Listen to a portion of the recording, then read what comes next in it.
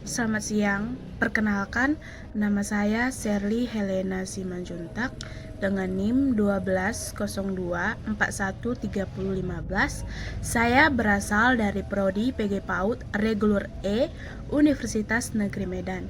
Di sini saya akan menjelaskan tentang materi pada hari ini, yaitu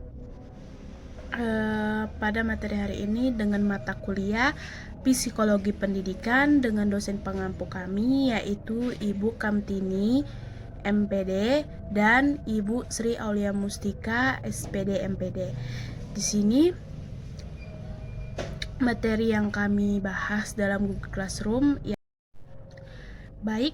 Pada materi yang kami bahas, belajar terjadi melalui panca indera. Yang kita ketahui bahwa panca indera manusia itu ada 5, yaitu mata, telinga, hidung, mulut, dan tangan. Dan dalam pembelajaran, panca indera sangatlah penting. Misalnya, mata menangkap cahaya atau materi yang sedang diterangkan. Lalu telinga pun menangkap suara penjelasan dari materi yang sudah diterangkan oleh guru. Lalu otak menerima, dan jika ada munculnya pertanyaan, maka itu mulut pun mulai merespon dan tangan akan merespon jika ada perintah dari otak. Jika guru ingin menyuruh anak didik tersebut. Dan untuk hidung, jika ada materi yang mengajak anak untuk membedakan aroma, maka fungsi hidung pun digunakan. Lalu, dalam perkembangan fisik pun, menurut para ahli di sini diambil menurut Kuhlin dan Thomson, di mana beliau mengatakan bahwa perkembangan fisik meliputi 4 aspek, yaitu aspek pertama sistem saraf. Sistem saraf ini sangat mempengaruhi perkembangan emosi dan kecerdasan anak. Dan yang kedua, otot-otot yang mempengaruhi perkembangan kekuatan. Dan yang ketiga, struktur fisik tubuh yang meliputi tinggi, berat badan. Dan yang keempat yaitu kelenjar endokrin yang menyebabkan munculnya pola tingkah laku. Lalu ada juga struktur otak dan perkembangannya. Otak manusia adalah sistem saraf yang sangat berperan penting bagi manusia. Otak memiliki volume sekitar 1350 cc dan terdiri dari 100 juta sel saraf atau neuron. Dan fungsi dari otak adalah mengatur dan mengkoordinir sebagian besar gerakan, perilaku, dan fungsi tubuh seperti jantung, tekanan darah, dan suhu tubuh.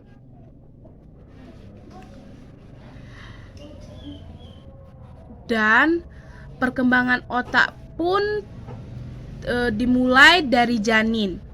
Otak sudah mulai berkembang pula, perkembangannya itu dari minggu keempat setelah pembuahan ketika tabung saraf menutup. Dan juga ada menstruasi. Anak akan mengalami gangguan kecerdasan pada otak dan kognitifnya. Dan anak juga akan mempengaruhi, ada juga infeksi, dan anak memiliki energi yang kurang baik untuk belajar. Lalu ada juga perkembangan kognitif menurut Piaget. Dalam perkembangan ini, Piaget memiliki 4 tahap, yaitu sensorimotor yang mulai dari 0 sampai 2 tahun, di mana pada masa ini mengkoordinasikan pengalaman indera mereka, dan menjelang akhir periode, anak dapat membedakan dirinya dengan dunia sekitarnya. Yang kedua, praoperasional 2 sampai 7 tahun, di mana pada tahap ini anak lebih eksentris dan intuitif.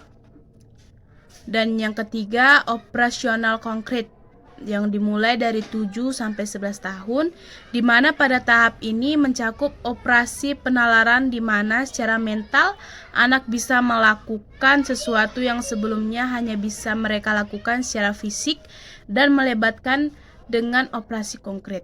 Dan yang terakhir, operasional formal yang dimulai dari 7 sampai 15 tahun, di mana pada tahap ini individu atau anak sudah mulai memikirkan pengalaman di luar pengalaman konkret dan memikirkannya secara lebih abstrak, ideal, dan logis. Dan jika memiliki keterlambatan ataupun kecepatan dalam berpikir kognitif yang terjadi, anak juga bisa perkembangan otak kecerdasannya bisa terganggu dan akan melibatkan banyak sekali gangguan. Misalnya jika si anak mengalami keterlambatan dalam tumbuh kembang kognitifnya, maka anak akan lebih sulit menerima materi yang akan dibawa. Demikian penjelasan mind mapping saya. Jika ada salah kata, saya mohon maaf. Sekian dan terima kasih.